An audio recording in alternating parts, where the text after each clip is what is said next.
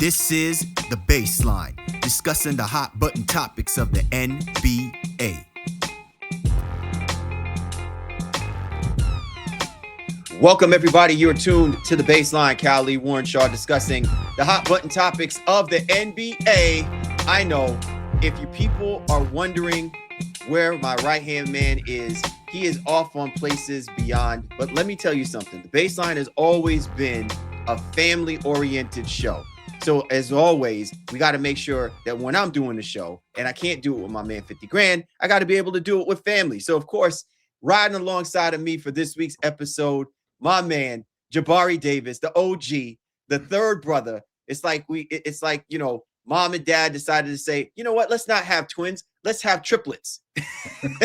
and our man has been out there doing big things, you know what I'm saying, with the iHeart family and doing all kinds of shows and productions and stuff. But every now and again, he likes to pop on in, check on how the family's doing, and also likes to, bring a little insight. So welcome back to the fold, my brother. I know it's a little different because usually we have the trifold if you're watching this on the YouTube channel, but having you on the split screen, it makes it all the better, man. Family is family.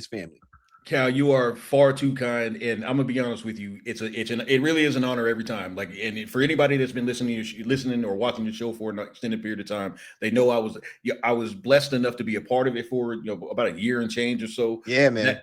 That was probably the most fun I've had in front of the mic. So every time I'm able to bring my dumb ideas into the fold, I appreciate it. Never dumb. Debatable. I'll say numb ideas because let me tell you something, boy. When you get lit, when it's time for you to light up a player, a team, a topic, there's no feeling anymore in that topic.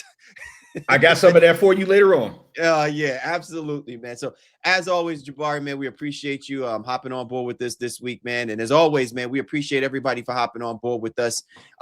Very different dynamics, right? Like you out there, out the western, the west coast of the USA, out there in Arizona, and me out here doing our thing in the what feels like it's now the Arctic. I don't know if I'm in New Jersey or Alaska, but that's how we vibing. If you can see the complete contrast in our screens, like yeah, exactly. You need low light in order to keep the heat down. I need the highlight in order to keep the heat up. In full disclosure, I was just whining to him, who's going through a literal blizzard, that it was 50 and I had a foot heater on because hey, I grew up in LA and now I live in Arizona, so I don't really rock with the cold.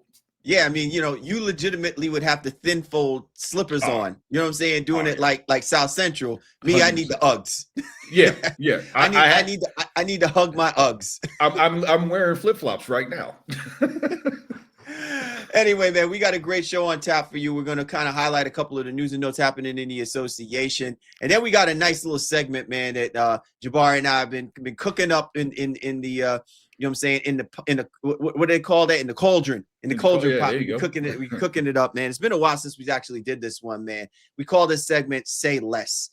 We love this because really it's just highlighting some of the interesting things that are being said so far in the last week or so in the NBA, either player, executive team, whoever, making headlines with certain things being said. We trying to dig underneath it and really try to get at what they really trying to say. So Say Less is coming up. And as always, man, we appreciate you and yours for hopping on board with us this week. Be sure to get at me at GameFaceLee, the show's Twitter handle at NBA Baseline. Available on all the major platforms. You know where to find us. You can go to www.thebaselineNBA.com to not only check us, but also all of the episodes that we've got dropped for your listening pleasure. If you're catching this on the YouTube channel and you see us with the blue and white logo down in the lower part of the screen, that means we rocks with the 19 Media Group family. 19 Media Group be running these content streets. Be sure to go to www.19mediagroup.com to not only check us, but also the great family of content creators that are part of the 19 Media Group family. Sports, entertainment, music, culture, you name it, 19 Media Group has got it. So definitely go to the website, show your love and support. And also be sure to check out those shows on YouTube and drop comments. We always like to get feedback. We always like to get interested people talking about the stuff that we put on for your listening pleasure. So don't hesitate to go on there and help build up that 19 Media Group family community. Coming up, Jabari and I get into some of the news and notes happening in association a little bit later on. We'll do our segment Say Less. But first, we got to let you know that this episode of the Baseline NBA podcast is brought to you by PrizePicks. Whether you're starting a new routine or making player picks for the first time, trying something new can be hard. But in life and on PrizePicks, it always feels good to be right. With high-pressure playoff matchups every weekend and elite hoops almost every night, the action never stops, and PrizePicks lets you take control. This basketball season, I've been having a blast making lineups. It's super simple and quick. Here's how it works. Just pick more or less on at least 2 player projections, and if you get them right, you can cash in. I've been checking out projections for SGA, Jaylen Brown, and Cooper Flagg, and lately, seeing them take it is the chef's kiss. So trust me, you definitely want to be on board with the PrizePicks family. You can also find a community on PrizePicks with new social feed features. You can share PrizePicks with your friends and copy lineups from winners with a single click. Copy lineups you like or use them as inspiration for your own picks. You can even follow PrizePicks partners like us and tailor fade your picks with just one click. Oh, and let me tell you about PrizePicks early payouts. If your lineup gets off to a hot start, you now have the option to cash out those winnings before the game even finishes. So what are you waiting for? Download the PrizePicks app today. Use the code CLNS to get $50 in lineups after you play your first $5 lineup. That's code CLNS. PrizePicks. It's good to be right. Coming up, Jabari and I get into the news and notes. Don't go anywhere. Baseline's coming up. All right, Cal, Warren Shaw, and our special guest, our special co-host. You know, I got to get used to saying this a little bit more with you, Jabari, because I feel like if we knock this out the park, we may have to reconfigure this. You know what I'm saying? There's no reconfiguration.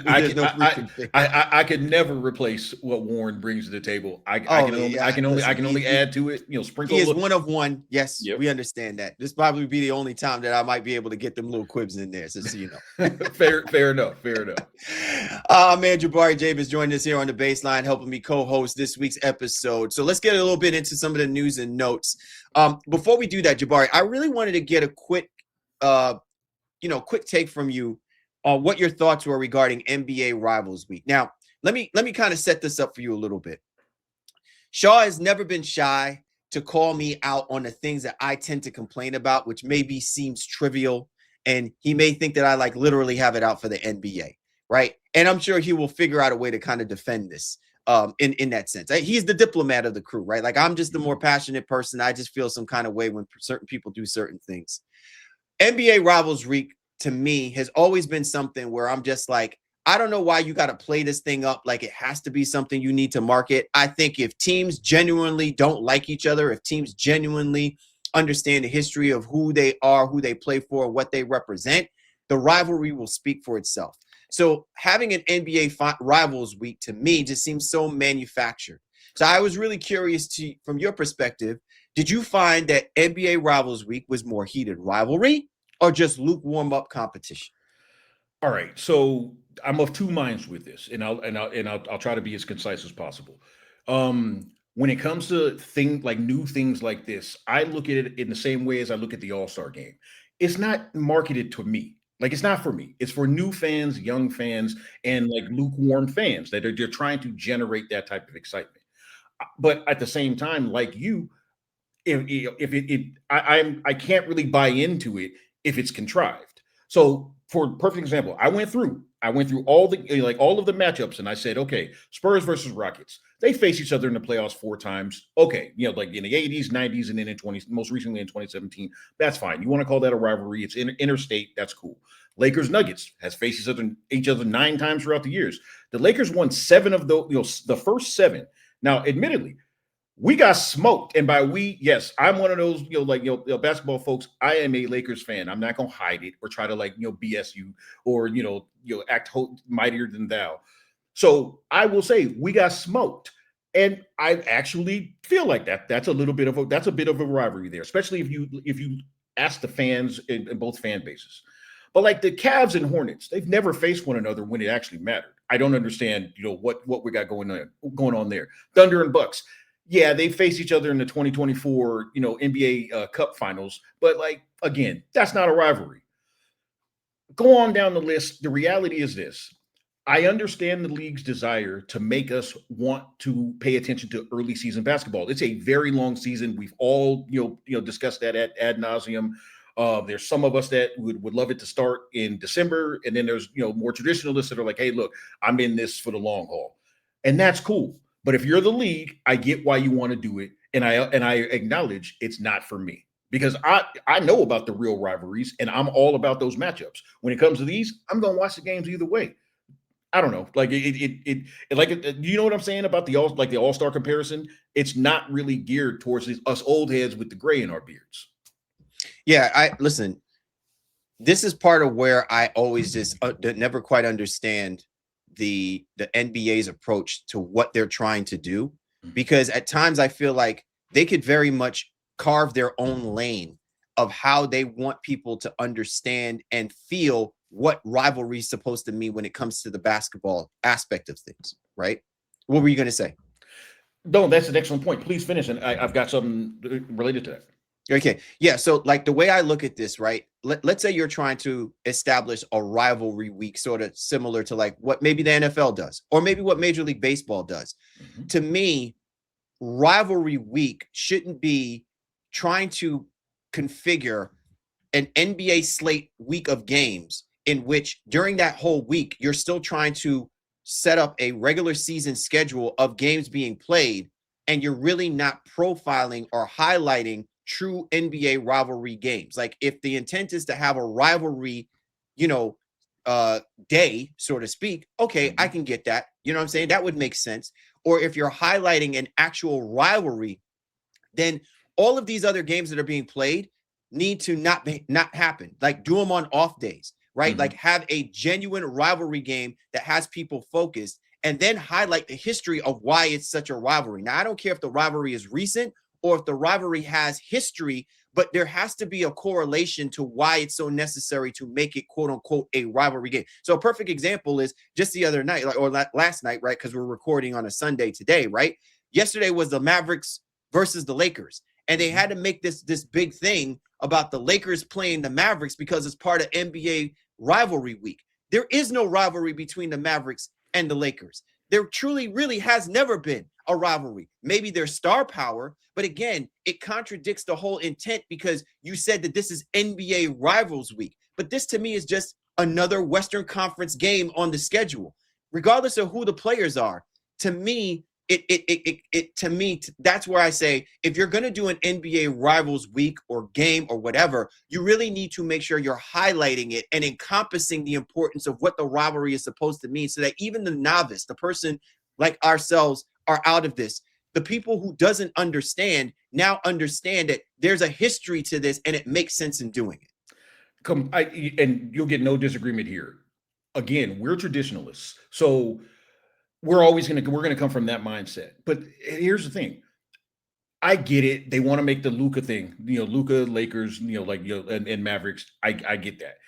My thing is this: had they done a better job, and I'm talking about like the broadcast partners, the league in general, like everybody involved, over the years of discussing the sport and discussing the history of it with reverence, in the same way that like baseball does, same way that football does, the same way that other leagues have done. I don't think we would have to have this contrived situation. They didn't do that. I will also acknowledge, I think they're doing a better job of it now. The additional broadcast partners, I think that has helped. Getting new voices in the mix, I think that definitely has helped. But really, this is a result of just poor execution for the last 10, 15 years. We went to the first take, model. And and all of the different iterations of that, where it's just like crapping on stuff and saying inflammatory things simply to get a reaction and going for clicks and instead of just acknowledging, man, this league is great. The history of the game is great. And there are all types of dope stories that you could tie together from the past and in the present, then actually have a genuine rivalry, game day or week or whatever you want to do. They just failed along the way, and now it seems like they're trying to make it up, make it up as they go. If I were them, I would lean into the actual history. I would actually educate the fans. I would actually educate the fans about the game. And again, they are trying to do that now. That is great. I 100% acknowledge that. But really, you can't, it's one of those where it's like the toothpaste is out of the tube. But right now, in the midst of it, we're looking at it like, okay, like what is this? It's kind of the same thing with the NBA Cup, which I do like, but it's the same exact thing. Not everybody's going to be in favor of it unless you really, really nail the coverage. And as a league in total, everybody's on board. Yeah. So I want to kind of highlight the point that you were talking about, that like it was clear that the angle about this is Luka Doncic against the Dallas Mavericks. Yeah. The problem is, and again, this is part of the problem that I think the NBA faces in not really honing in on its identity of what the game represents in building up these rivalries, so to speak. But in this particular case, let's look at it for what it is. Let's remember, Luka did not hate being a Dallas Maverick, right? Nope. So this wasn't a question of, the Dallas, Luka Doncic got screwed by the Dallas Mavericks. Luka Doncic got screwed by Nico Harrison. Mm-hmm. You know what I'm saying? Yeah. It wasn't like the Lakers got screwed by this trade of getting Luka Doncic, and the Mavericks got screwed by this trade of the Los Angeles Lakers, in the sense that they thought what they were getting is what they got. And the only thing that really changed or shifted the narrative was the status of the players involved and where the teams were. You see what I'm saying? One team was fresh removed from basically almost playing or almost winning an NBA championship, and then even competing in the Western Conference Finals the year following, and a team that still needs to find a piece that's either going to be the future for the franchise or it needs to be paired up alongside of LeBron James to give him one last final push. Both of these teams agreed. No one felt like one was sneaking back. So there was no narrative. And I'm not speaking to this just only highlighting. What I'm saying, this is the problem that the NBA ran into when they decided to profile these games as part of their NBA Rivals Week. So I don't want to go into a long tangent about that. But there was also one other thing that I wanted to make mention of that I really think worked against the NBA. Okay. And this is, to me, is something that really bothers me more than anything. This NBA Rivals Week is fresh off of the week that you just had the MLK Day games, right? Mm-hmm. Like, tell me where there is any kind of symmetry. There's any level of, we're talking about a person who advocated for peace and who advocated for the better and upliftment of minorities that are contributing not to just America, but just to society in general, right?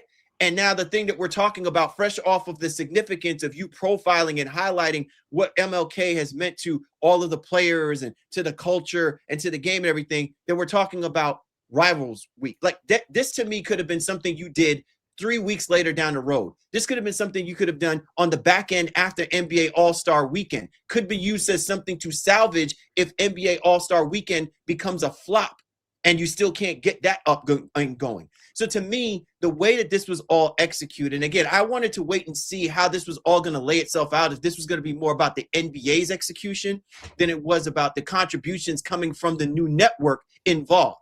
They did what they could, but you cannot salvage what the NBA ultimately should have been more responsible for and should have had more of a hand in laying this narrative out. If the whole idea was, we want to bring in new viewership and new readership, who are you bringing in when other people have different perceptions about what rivalries mean? If you watch the NFL, if you watch MLS or Premier League, or you're watching Major League Baseball, they seem to have a better grasp on it than how the NBA did. And again, they're going to have to correct this, and they got to do it soon, because now this is just going to look like it's going to look like diminished marketing if they continue going down that path. Yeah, and I won't belabor it. Like the reality is this: the NBA is going to do what they do, regardless of whether the two of us like it or not. Sometimes I just want the league that I love to back away and not lean into the fastball coming right at their head. Absolutely. All right, let's go ahead and shift the narrative now. Some important news going out in the association. Giannis Antetokounmpo is going to be out for 4 to 6 weeks due to a significant injury. It's interesting because everything is playing itself out where, whatever happens to Giannis, I guess, is going to shift the power dynamic of, where we will be eventually when it comes NBA trade deadline time, and I know you especially had a specific angle or perspective that I think you wanted to kind of lean into more. And I appreciated it, especially before we got on and started recording about it, because I really do think that this part of it is getting missed. I don't want to commingle it with what the narrative might be later on down the road, because as we get closer to the trade deadline, I think there are going to be significant pieces being moved, but I think it may be more so of a telltale sign about what the approach should be for Giannis Antetokounmpo, specifically for the Milwaukee Bucks. I look at this situation, and you know what, Bucks fans, don't be mad at me. I'm gonna speak some truth right now. This has been a marriage that has probably been ready to, to end for the last couple seasons. Certainly, like after last year, but realistically, I understand. Like you ever have those friends, that couple where you wish the best for them, but at a certain point, it's like, hey man, look, I don't know how this is going to end, so y'all might want to consider, shaking hands and giving the salute. That marriage is done. If I'm not mistaken, they're either 3-11 or 3-12 or something like that without him this year. If he's out for 4 to 6 weeks, that's going to put him back sometime in March. Let's be real. Why, if you're Giannis, would you come back in March at that point? Why wouldn't you then, whether you're going to be on the Bucks or any other team, why wouldn't you then just say, look, I'm just going to get myself completely healthy and ready for next season? And if you're the Bucks, for the same exact question, why would you want to put Giannis back on the court if you're going to be so far under 500 that it's really not going to matter? So I look at it like Giannis, the Bucks prior to the season should have been looking, and maybe they were behind the scenes. Maybe they were, they were weighing their options and seeing like, okay, at the deadline, we're going to do this. And Giannis, if I were him, I would just come out and say like, hey, let's just go ahead and do this. Like, stop with the like half in, half out stuff. And again, this is not a diss against Giannis. Giannis is one of my favorite players. I would love him in this color right here that you see behind me. I would love to see that. Whether iridescent, is that iridescent? Look, whether it happens to us or to anybody else, or go ahead and pull the trigger on that and let that man move on with his situation so that you as an organization can start this rebuild. Yeah, so there are two things that I wanted to kind of add on to what your point is. And I think it's an excellent point, because I think the focus, again, should be about how Giannis is approaching this and how the Bucks are approaching this, which is completely diametrically different, right? Like they're just completely two different pathways, whether one is trying to salvage image or the other one is trying to, I don't know, maybe set the groundwork for what really should be happening. Because as I've been saying this, and, to me, this is what it comes down to. If you're the Milwaukee Bucks, the injury itself, I think, is going to delay what actual talks you may want to have. But I don't think, because Giannis hasn't been really, I guess, forthright about what it is that he truly wants and where he wants to be in the realistic terms of him wanting to win, him wanting to be in situations that manifest winning. To me, this should be a telltale sign for the Milwaukee Bucks to start really looking at the remaining assets that you have and the value you can get moving them by the trade deadline. While everybody is still focused about the Giannis thing, let's just be realistic. Even the injury, to me, doesn't really change anything. I think the real conversation is going to ultimately need to be had by the end of the season. But I think you can already lay the groundwork down for what kind of conversation you will have by Giannis if you decide to move a Bobby Portis, if you can figure out a way to move Miles Turner in his contract. You know what I'm saying? If you start really thinking about whether or not this future of the Bucks should have Doc Rivers included in this conversation. You know what I'm saying? Like, you can start moving those pieces so that you can kind of have the conversation that you're not really willing to have that conversation with at this point, because the both of you guys are doing, these dances and everything. So that, to me, is what I think stands out more than anything. I'm really curious more about the Milwaukee Bucks and how they really should be moving forward. And this is not about whether or not the Bucks should or shouldn't be competing. You got enough young players out there that you can continue to put them out there, and maybe under Doc Rivers, you can actually see some growth and potential. I just think that for the teams that are currently slated in the Eastern Conference, there is no way in any shape or form, even when you have Giannis, that they're going to be able to compete with these guys in a 7-game series. They're just not built for it. And I don't think Doc Rivers, and no disrespect to him, one of the great coaches, no disrespect to him, but he's in a different stage of where he is from a coaching perspective. I don't see where this team gets better with him as the coach when it comes to those type of matchups. So to me, if you're the Bucks, just start making those particular start looking at how you're driving this narrative rather than waiting for Giannis to determine and dictate that, so that this way you actually have the real conversation when you get to the end of the season. Yeah, and and just to reiterate, specifically the reason why I would definitely wouldn't put him back out there in March when the games wouldn't matter anyhow, is because if he does go ahead and really injure that calf and it turns into an Achilles, look, at 31, 32 years old, I'm not saying nobody would want him, but then you have ruined any opportunity that you had to actually rebuild with and help him get on to where he wherever he wants to go next. So Right. Yeah, like to me, Listen, it's either go ahead and move him, or just go ahead and let him sit and let him know this is the plan going forward. And we've seen this with Paul George. We've seen this with Kawhi Leonard. We've seen this with Anthony Davis. I'm not even throwing these names out there because of just the fact that they're injured. I'm talking about the timing of the injuries and where teams were at the time that they had those players. And again, we're not saying if you're the Milwaukee Bucks and you really want to keep Giannis, then keep Giannis. But the dynamic of of that team and how it's structured is not going to work. And so you either put all in on completely revamping it, and he's completely on board with it, and he is going to work that part of it, or you are completely on board at this point of saying, we got to tear it all down to the stubs, and we've got to really start thinking about what it is that we can actually get back to build up a better future for any particular future.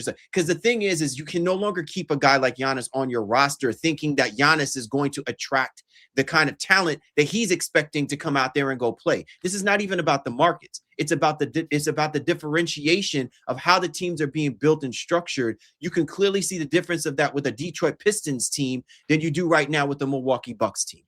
If it were going to happen, meaning like attract, top name guys, whatever, it would have happened by now. It's not going to happen later in his career. You know what I'm saying? Right. So exactly. Again, bring the wrecking ball in and let's go ahead and get this over with.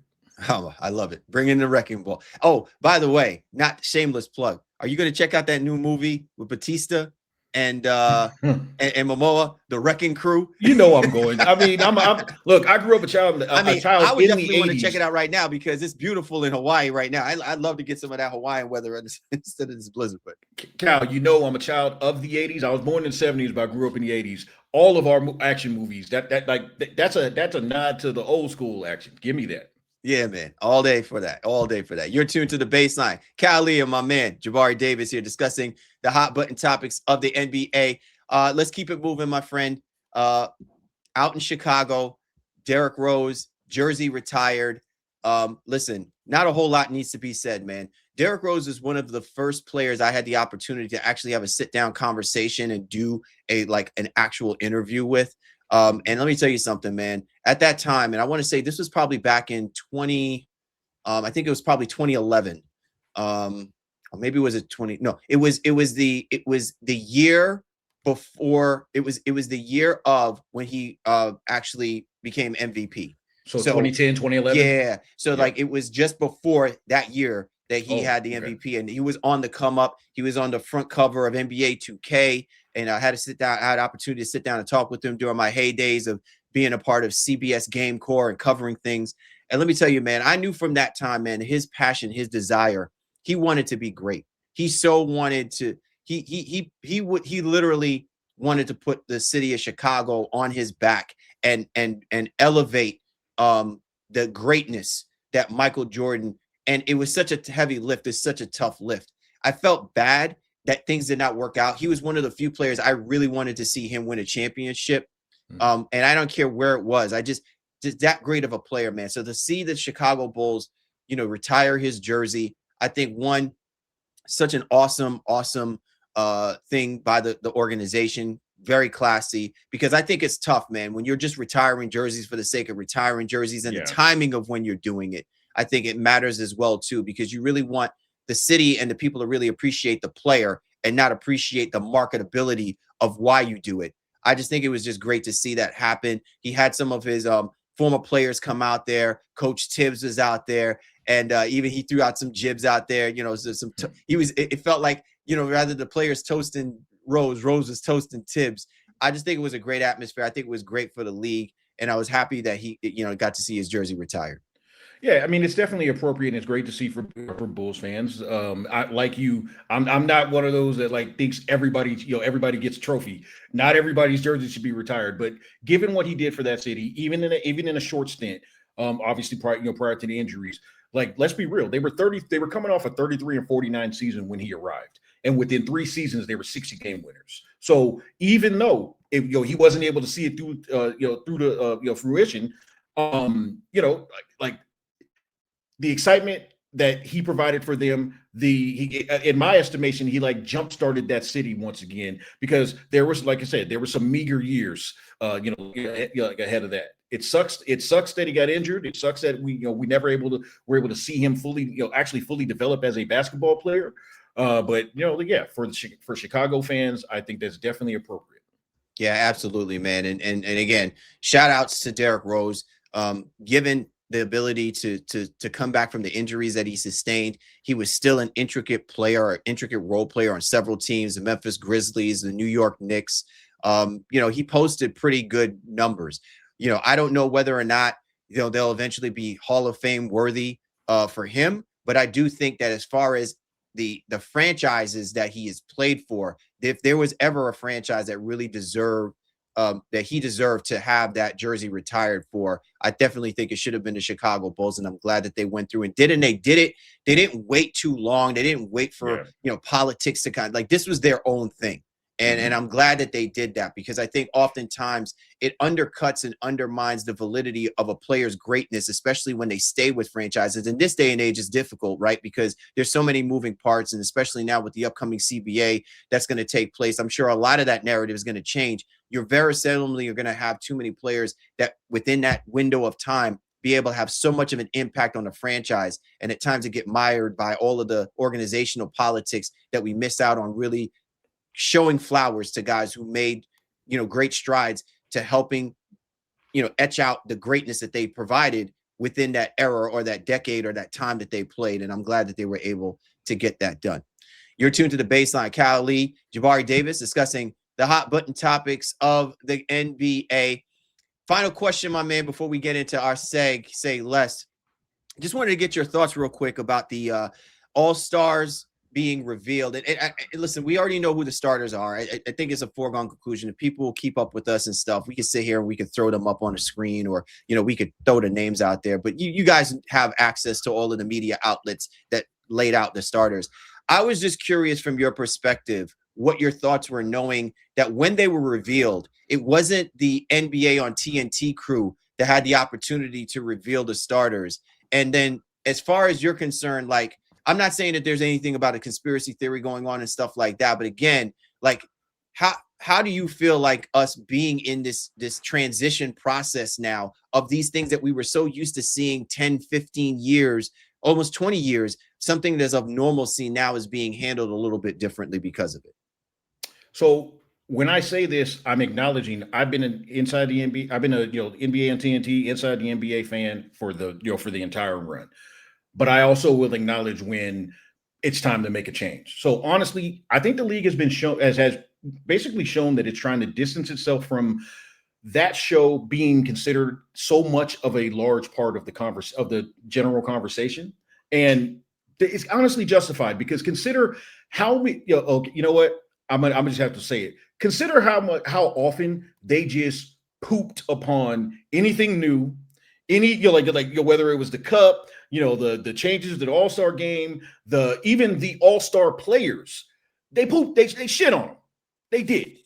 And while I was entertained by it, I would laugh about it. I would laugh at the segments of where he played for, all of that stuff. It's funny. If you're the league and you're looking to educate your fans and you're looking to inspire fans to get excited about a game, a weekend, you don't want that. You don't want somebody poo-pooing everything. You don't want them rolling their eyes and saying like, Chuck, come on. Like, again, it's funny, but it's not funny if it's my business. So I'm saying, like, from the outside looking in, I enjoyed it. But if I was on the inside and I was actively trying to improve the general conversation as well as the professional conversation surrounding my league, I would have made that change too. Yeah, I see where you're coming from. I was a little upset by that, because I just, when it's so difficult, right? Because I think there was so many other underlying themes to it. But now hearing from where you're coming from, I could see why it was important to do this. At the same time, I do think that there has to be symmetry. There has to be a better way to transition to that part of it, because they are part of the fabric. You brought them on for a reason. So there has to be certain things that you have to align it with, so that when you decide to do it, it marries it. I would probably say it would have been nice maybe having a collective panel together and you read off who the starters are. So even if the intent is, oh, I don't want to hear from those old fogies, man, this is what they do all the time, it doesn't feel so distant because it's inside the NBA, ESPN, and yet the majority of us are supposed to be watching and catching a lot of this stuff on Peacock. And again, I understand there's contractual things, but a lot of that, again, has to be on the NBA thinking through these things, because if you're still going to keep them on there, they are still part of a audience. They are still part of a demographic that has been riding with them. You know what I'm saying? Regardless of whether they were on Peacock or whatever, they've always been a part of that. And if you're trying to keep that audience, taking away certain things that they are a part of in doing it, you've got to make sure that you're showing them the way to where that is, instead of just taking them off or leaving them off of it. No, I get it. I mean, honestly, it's sometimes more difficult to make a smooth transition. So, like, I understand why you'll never please everybody. Exactly. Right. You'll never please everybody. I completely get that. And believe me, I'm not one that carries water for anybody. Like, if I agree with the decision, I say it. If I disagree, I definitely say it. I probably say it too much.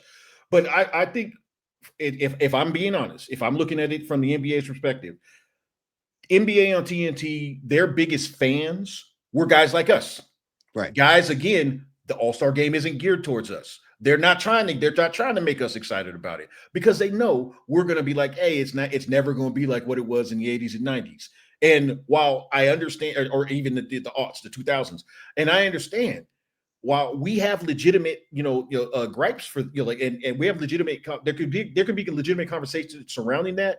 If you are trying to move forward, I do understand going ahead and doing that. Yeah, absolutely. And again, I think part of it is more of the input and the buy-in, right? Yeah. So I think that's the part of it that may not have been spoken to, whether or not there was the input and the buy-in from both sides, TNT, Peacock, and how this was all going to be disseminated and things of that nature. Like I said, it's a transition, but I was really curious from your perspective as someone who has been a part of that, right? That era, like myself, do you feel some kind of way that, certain things are in the hands of the next generation? Are we ready for that? I'm completely cool with it, as long as it's being delivered and being done in a way that still uniquely identifies the importance of what it's supposed to mean by doing it, right? Like, having like this, the suitcase and, whipping out here's what the starters are, and making this big grandiose Grammys-like presentation or whatever the case may be. That's all cool and everything. But I think at the end of the day, you had to appreciate the times when inside the NBA really made an emphasis on making it something bigger. When the NBA was well positioned to do it and kind of didn't want to do it, they allowed those other media outlets to have the freedom to be able to do those things. And I think it'll be interesting to see what they do moving forward. Coming up, my man Jabari and I get into that segment, Say Less. You do not want to miss it, man. We got some really interesting stuff that we want to highlight real quick. So keep it locked here. Baseline NBA Podcast. Don't go anywhere. You've earned this. Now it's time to embark on your own personal adventure. Book your vacation with exquisite travel and tours today. Explore the world and discover yourself. We're back, the Baseline NBA Podcast. Cal Lee, my man, Jabari Davis. And it's time for us to do our segment, Say Less. So I got to tell you this, man, because this is full disclosure. You know me, man. I'm a very verbose individual. But you already know that, JD, right? You're a master on the mic. So here's what I'm thinking, right? Like, if people remember the movie Two Guns, right? Oh, boy. And remember my man Denzel, you know what I'm saying, who played Bobby Trench. I know a guy, right? And then our man, you know what I'm saying, Mark Wahlberg, who plays Stig. You know what I'm saying? He's like, my man with the twitch. You know what I'm saying? He's like, it's the wink, or is that the twitch, right? So everybody knows this. There was that little exchange, my man saying, he's like, if you saying something, Let me saying, let it be said, right? Like, I'm just like, we hearing something, but I don't know if what we really hear or what we supposed to be hearing. And my man Bobby Trent is like, if you're saying something, then let it be said, man. So this is where the manifestation of say less comes from, right? Like, that is, and fair. I hope people can appreciate that. This is not just about us trying to drum up controversy and nothing, but let's keep it 100, right? Like, there are people who like to use the microphone to express certain things in code that we know in our neck of the woods. This is us helping to kind of, translate that for you, so you don't get lost in that translation. You know what I'm saying? That is fair. That's the whole idea of it. All right. So first up, we got to get into, obviously, the elephant in the room: LeBron James and Jeanie Buss and the comments. And so, y'all take a listen to this. Here where our man LeBron is coming from, and then we will come back on the other side and let you know what I'm saying, how we say less. Quite frankly, I don't really care about articles. I really don't. I don't care about stories. I don't care about podcasts and all that type of shit. It don't bother me. I'm 41 years old and I watch golf every day. I don't care about an article. I don't care how somebody feel about me. If you know me personally, and then you know what I'm about. These guys know what I'm about, and that's all that matters. I can care less how somebody feel about me. All right, JD. That's our man LeBron James expressing his thoughts about the article that was released by ESPN and ultimately the so-called comments or perspective that has been given by Jeanie Buss and the Buss family. Say less, my brother. LeBron is lying. He does, but it does bother him, and I understand. So several things can be true, and in this case, this is one of those. Yes, it is absolutely time for the Lakers and LeBron to end their connection. Not only does the roster make no sense given the redundancy of Luka, LeBron, and even Austin when he is healthy, but it was clear the team was ready to move on, when they made the trade last year. From the Lakers side of things, it kind of feels like Jeanie is trying to bait his camp into officially asking for that trade. That's just my speculation. I'm not basing that on any actual evidence but the reason why I say that is, why would you want this to be leaked? Why would you want to kick him on his way out the door? Now, again, remember, I said multiple things can be true. I fully believe that LeBron could be guilty of the things that, Jeanie, or someone within the organization, put out there. But while that would definitely annoy me, this is a fork found in the kitchen situation. This is a hit dog holler situation. Whether the organization wants to admit it, he was the savior. He was. I don't give a damn what anybody says. He was. I watched those 6-7 seasons prior to him coming. And I'm going to tell you, even though I was very happy when they started to compile all of those young players and all of that young talent that they eventually, shipped on out, for Anthony Davis, though that wasn't going anywhere anytime soon. Okay. So I'm not taking anything away from how great the franchise has always been historically. I'm not taking anything away from that. But if you really look at it, this is an indictment of the post Dr. Buss years, where Jimmy and Jeanie have had the organization in relative hell for 6 or 7 seasons. So I don't care if she doesn't like to hear it, or if she doesn't like him getting all the praise. The reality is he did bring the franchise back to where it should be. Also, from the other side of things, it is time to move on. It was time to move on, honestly, a couple years ago, but it was definitely time to move on, in this past offseason. Yeah, and listen, it is what it is. You now clearly understand both agendas. Yeah. Okay, that's it. Like that to me is all that mattered. Is like, we no longer have this perception about LeBron James saying that I want to be recognized as one of the greatest Lakers to ever play, or whatever the case. It was never about that. Yeah. LeBron James had an agenda. The Los Angeles Lakers as an organization fit that agenda, and they accommodated each other. And now this is where you get to that point. It's just like what we talk about with the NFL, right? Look at John Harbaugh. Look at Sean McDermott. Look at Mike Tomlin. Like, everybody is making it seem like these guys, if they leave these organizations or franchises, that they will never be anything but what we remembered them for. And that's not what this is supposed to be. the Lakers have always been this type of franchise as well, too. It's why the Celtics fans can't stand the Lakers, because they can air out everybody's dirty laundry, and it's all good because it will sell and it will make money. So I'm not concerned with whether or not this is going to hurt the Bucks family. The Bucks family is good. They're going to always be well off. LeBron James is going to be good. He's going to always be well off. You know what I'm saying? And if they're airing out their dirty laundry, that's fine. I have no problem with that. What I do have a problem with is him making it sound like, I'm a 41-year-old man. I don't follow podcasts. Come on, bro. You just finished having a podcast who now is your head coach. Don't give me that crap.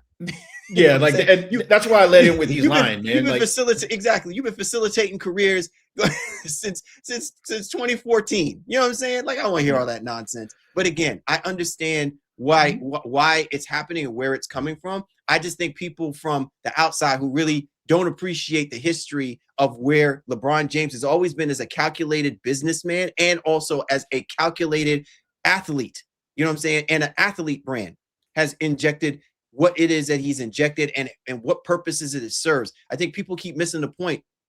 This is the same LeBron James that left Cleveland.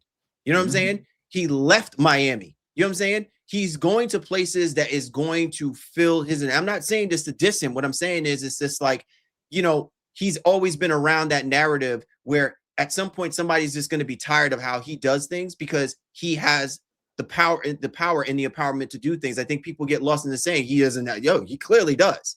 And now he's just saying what he says about it. You know? LeBron James, like, to your point, like LeBron James' legacy is solid. Like, I Exactly. I understand him wanting to get that one last ring. That's cool. He's going to get his jersey retired by the Lakers. Right. It's going to be retired by the Cavs, and eventually Pat Riley's going to let that hurt in his heart go, and it's going to be retired by the Heat. It is what it is. What I would be interested is thinking, because let's also keep this real as well too. Because, and I'm not going to speak for you because you do represent the sentiment of most Lakers fans are going to always see Kobe Bryant or Magic Johnson or Kareem Abdul-Jabbar as the greatest Lakers to play, the Jerry West's. You know what I'm saying? Like, they're going to always. So, and I think LeBron has now come to that understanding. Like, I know that I've done great things, but I will never do things that is going to elevate me to be in that conversation. And you shouldn't be. You know what I'm saying? You've done something great. You were able to do something. You helped position a franchise that was reeling because of things that really you didn't have any control over, right? But because Jeanie Bus was able to make this work for the time that it did, you've now positioned yourself where you do have a cornerstone player that you could work with. You do have something in the future. Now, there's still a whole lot of moves that still have to be made, but it's not going to be in a state where, you know, the Los Angeles Lakers are going to be in purgatory for 10, 15, 20 years simply because they rolled the dice in bringing someone like a LeBron James into the fold. He's actually elevated and made the Los Angeles Lakers a storied franchise, continuous relevancy as we start moving into that next phase. I heard this a long time ago about rich kids, right? Now, I'm not diminishing anything that has been worked towards along the way. Jeanie Buss has been a part of the organization for decades. I'm not taking any of it. I am not in any way being, misogynist or any of that. But the quote always stands out to me. There are some people that were born on third base and thought they hit a triple. If I'm LeBron, I'm definitely looking and saying that. On my way out the door, I'm probably going to acknowledge that. Because one thing we know was not the case for LeBron. He was not. He was not. He got it out the mud and figured it out. Absolutely. All right, man.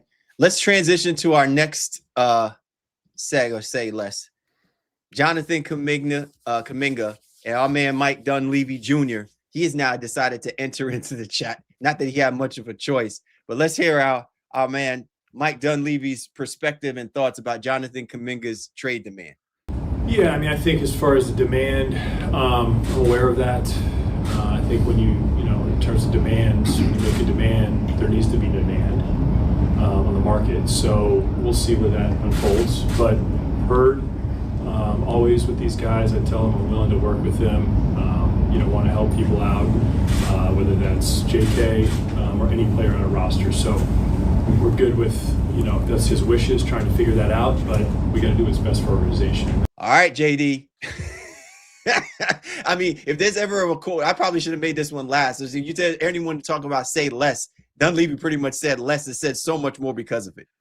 Mike Dunleavy told that dude, you talking like a rich dude. You better pipe down. You better pipe down. No, like, I mean, like, look, there's two things can be true. He's right. There doesn't seem to be a market for Jonathan Kuminga. It's also disingenuous to not acknowledge you benched him. He's easily in your top 6-7 players in terms of overall talent. It has not worked and it doesn't fit, and you don't want to move forward with him. But benching him and having him get DNP CDs there's never going to be a market that actually develops for him. Now, I'm not saying they should have like featured him exclusively, but like, let's be real. They actively hurt his chances moving forward with that, with how they've handled him. So to me, again, he's right. If there's no demand out there, go ahead and scream your demand into the abyss. But let's also be honest about how we got to this point. It isn't just on Jonathan Kuminga. Yeah, man.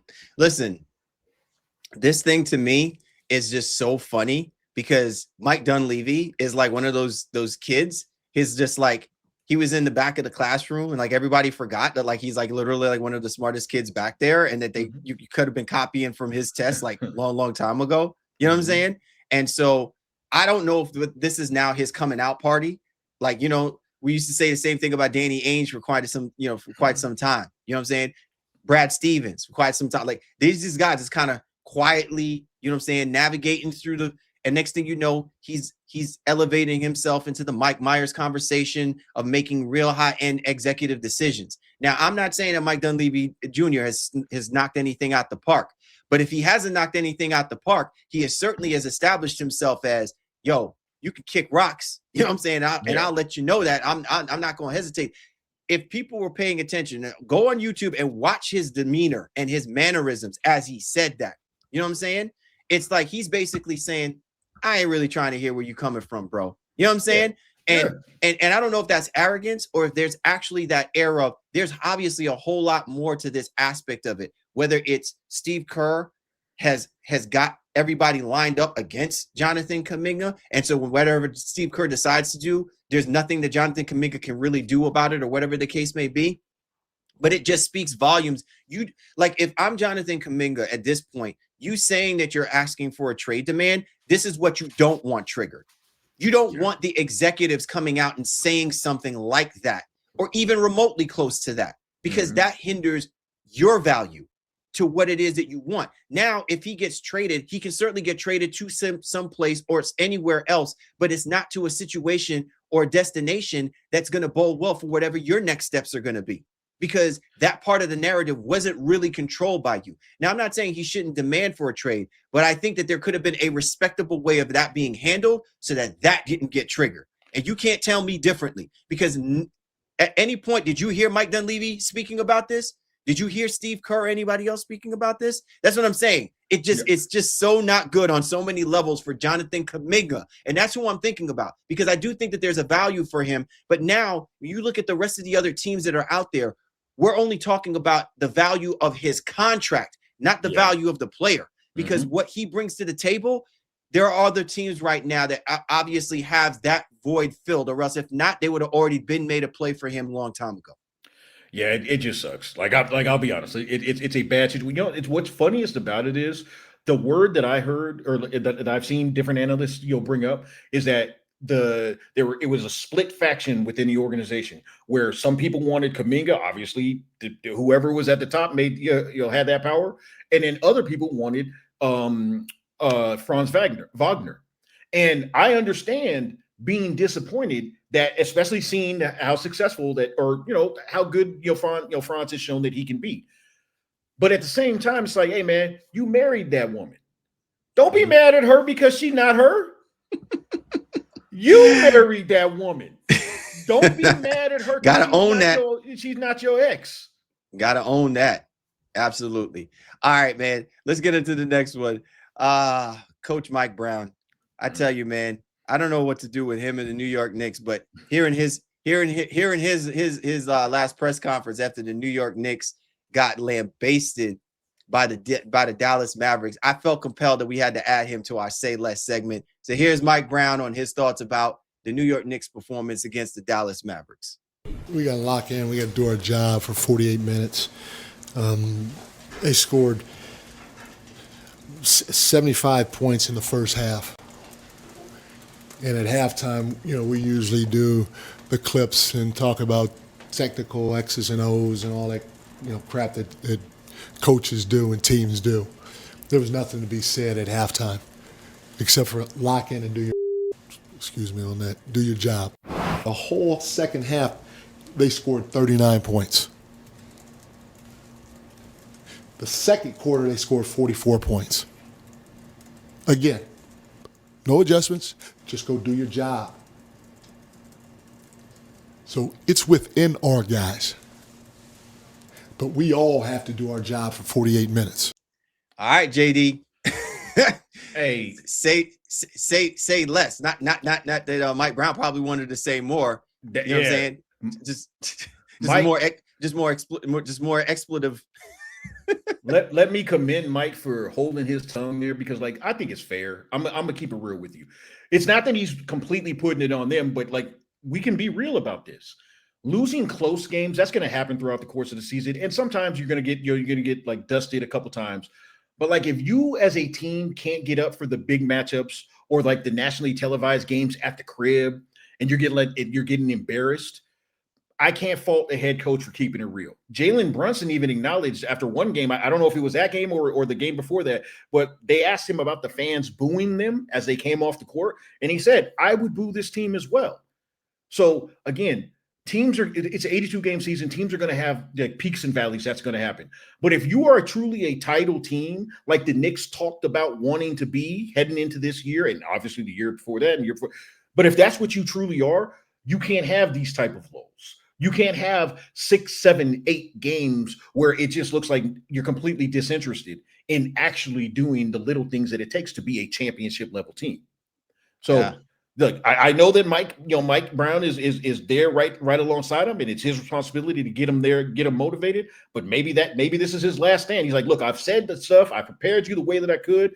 Maybe I just gotta just keep it real and say a little bit less, in the press. But even when he did that, man, he just felt like it felt like he was still being too nice. I remember that Matt Barnes on All the Smoke, he was talking about, man, listen, I think Mike Brown's a great coach, man, but he's just too nice, man. He's just too, and you know what the unfortunate part is? That if that was him being genuinely upset, being genuinely pissed, even the way that it was coming off, it kind of felt like, damn, I wonder if he's just going to have another heart-to-heart with these guys, actually then laying, you know what I'm saying, putting boots to asses. You know what I'm saying?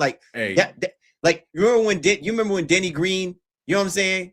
Went off on the microphone. They are who we thought they were. Because Denny Green has always been a mild-mannered dude, but obviously that game, so that's what I'm saying. If this was the tipping point for Mike Brown, just dropping an F-bomb ain't gonna do it for me. You know what I'm saying? Yeah.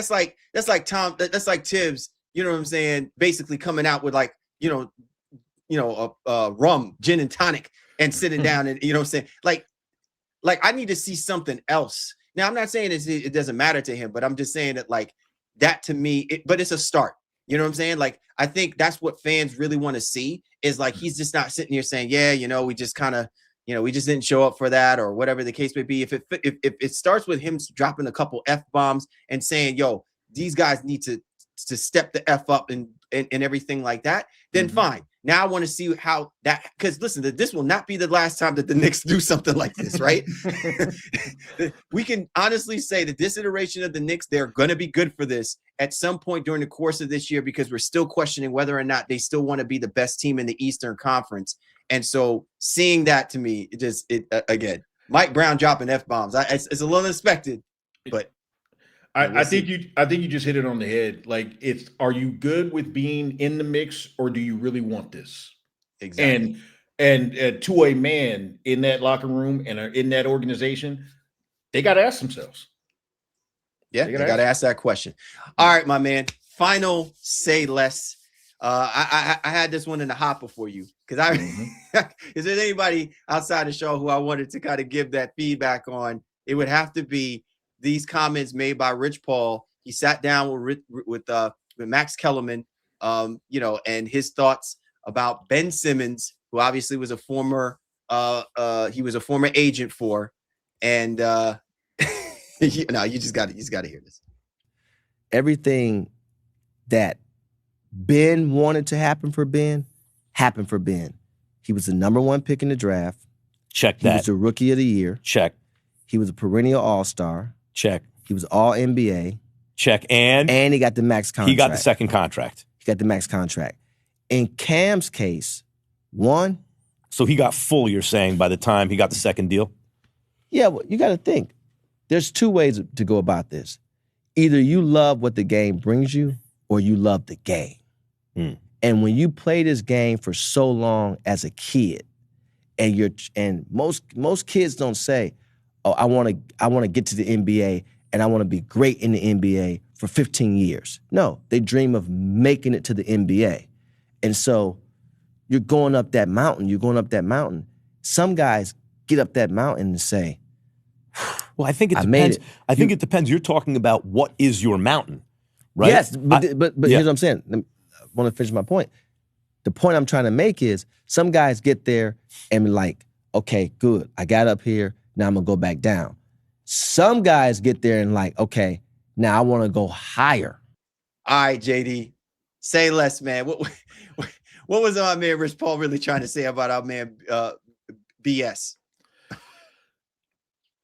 Let me preface this by saying I don't love all the time when Rich Paul, especially when he's talking about current players and current situations. I don't love all of that, but I will say he's entitled to his opinion, and obviously he's got a tremendous amount of experience in this game and in this league, and on multiple fronts.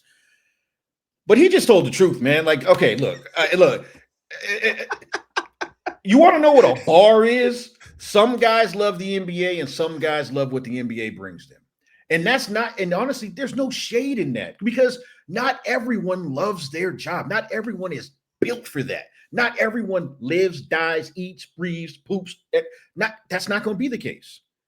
And I think it's okay to acknowledge that. Now, I'm not taking anything away. I'm not throwing shots at anybody, that are having mental health issues. I'm not throwing shots at anybody that have struggles. I'm not throwing shots at any of that. But we can also be real. I'm not going to kid glove you either. Once he got to a certain point, it very much looked like he was like, hey, you know what? I'm good with that. And maybe he was dealing with actual struggles. And I would not question that. But at a certain point, it very much felt like he was okay with letting the rope go. And maybe if I had gone, walked through his, everything he went through, I would have been the same way. Maybe if, there's a great Marvin Hagler said this. It's, everybody is hungry on the way up to the top, but it's hard to get up at 3 a.m. and run those miles when you're waking up in silk pajamas. And I feel like Ben woke up in silk pajamas and looked at all the hate and vitriol that he's getting online and looked at, the teammates may be questioning his dedication and thought about it and said, I'm good. That is my terrible Aussie accent. But I actually do not fault him if he's just real about it. But I'm also not mad at Rich Paul because I like what he said was the truth. I scream this from the rooftops all the time, bro. There are some players that just want to go out and play basketball. Yeah. There are some players that just want to go out there and want to hoop. And if they get paid doing it, that's great. But under no circumstances do they want to feel like there is an obligation that has to be met that comes with those perks to that. Now, I'm not saying that they're right or wrong. That's a deliberation between the organizations that are scouting and are really properly evaluating the players that they're putting on these rosters and what the expectations are when you're compensating them for whatever it is you're asking of them to do. But I think that we have seen this time and time again. And we do this even with great players, that they bestow upon them other responsibilities or other characteristics that are misaligned with what the contracts are demanding or dictating.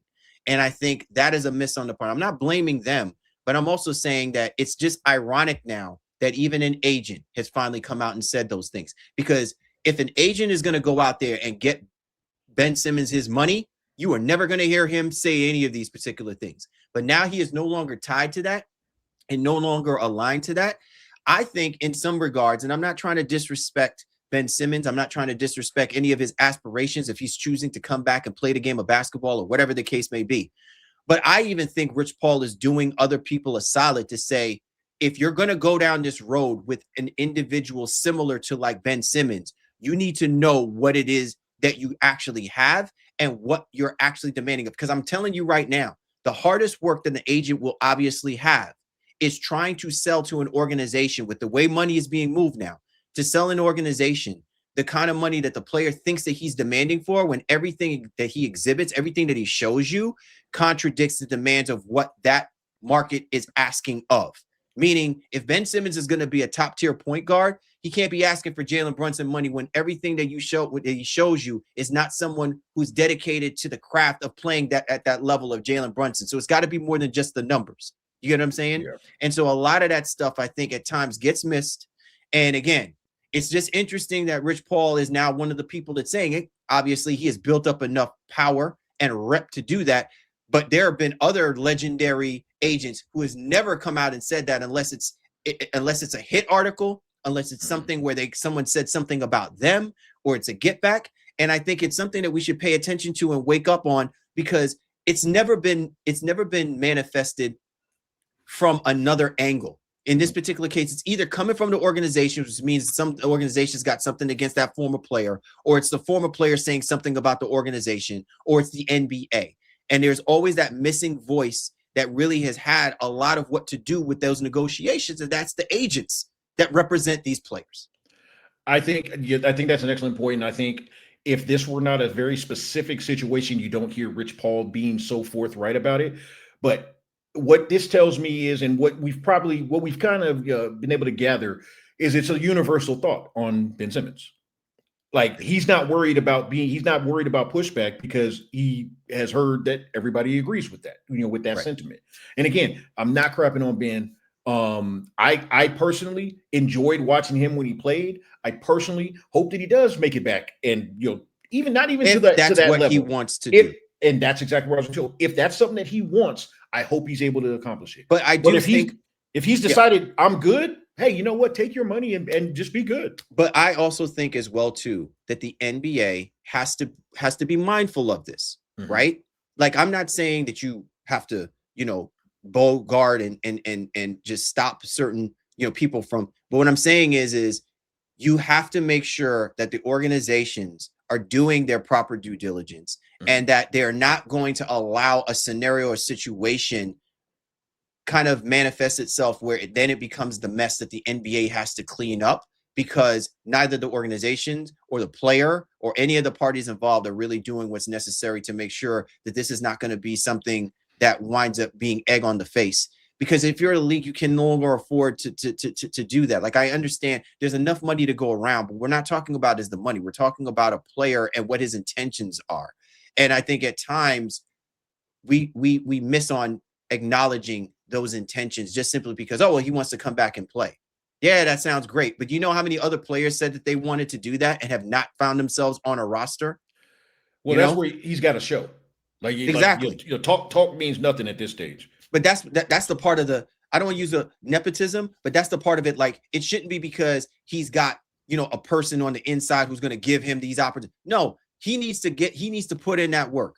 You know what I'm saying? He needs to show us that he deserves another opportunity to go out there and play, not because he robbed us of the money or anything like that, but because, again, the mentality by which he is taken to play this game of basketball is not the current mindset of most of the players who are not even on rosters right now. You know what I'm saying? Yeah. And that to me is the part that's unfortunate. Like, if he's getting back in because of clout, that's a problem. Yeah. And to that point, I think the league will kind of take care of itself. Without even having to come together and say, hey, this is what we're going to do. I don't think anybody. And I'm not saying you should blackball him either. Oh, yeah, 100%. Yeah, but I'm saying, like, if he were to come out, to a team and show that he genuinely wanted, and I think he'll get another opportunity. But if he doesn't, no one's gonna waste a roster spot, for that, and an opportunity for that. Woo! This is a good one, man. I'm glad we did this one. It's been such a long time since we've been able to get your perspective. So hopefully this will not be the last time that you come. Of course through. not. Of course not. You know what I'm saying? But you know, just so that you know what I'm saying. You that guy. Oh man, you that guy. You know what I'm saying? You guys are those guys. If I gotta take a week off to bring you on, hit me up. You know what I'm saying? You can hammer Shaw for a little bit. Have those nice little Celtic Laker conversations and stuff like that. I could just sit in the background and eat the popcorn, bro. I could just sit in the background and eat the pop, or I could just sit here and just wear the beanie in the background, make sure the shameless plug for the baseline is on there. No, you gotta look. It's kind of like Kima said in The Wire. If I hear the music, I'm gonna dance. If you on here, you gotta dance. You gotta dance. You gotta dance right with us. Absolutely, man. Great show, Jabari, man. Thanks again for hopping on board with us this week. My man Shaw, we miss you, brother. Hopefully these are the topics that had you geeked up to come on board and give us your thoughts. But we definitely want to hear from you and yours, man. For the baseline, Cal, my man, Jabari Davis. We appreciate you guys. Thanks for hopping on board with us this week. And we'll catch up with you next time.